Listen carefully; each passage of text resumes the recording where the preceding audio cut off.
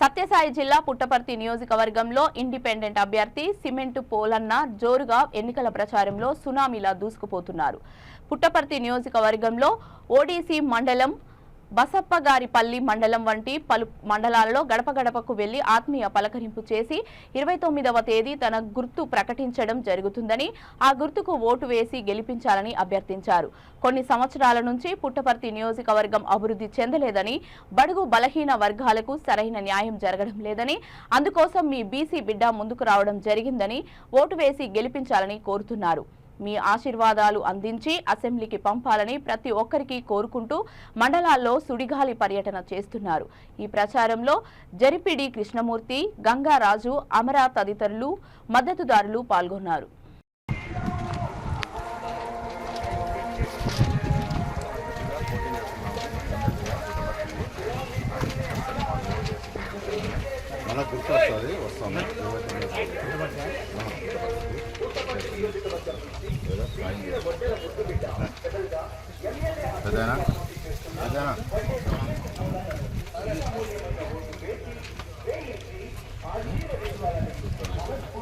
ఈ మనిషి ప్రసారం అడ్డమవుతాడు దయ్యనే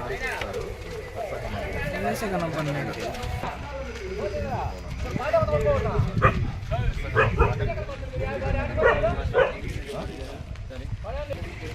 ఒకరు మాకు సాయం చేయండి, పెద్దగా ఇండిపెండెంట్గా పోటీ చేస్తున్నాను. ఖచ్చితంగా మాకు ఓటేసి గెలిపించండి. పోటీ చేస్తున్నాము.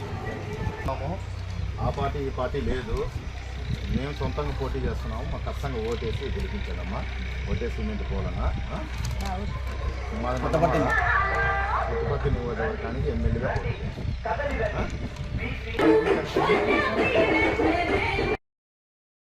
నెంబర్ చెప్పింది.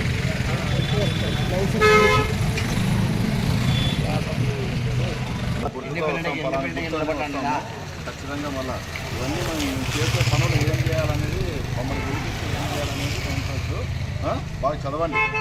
నమస్తే.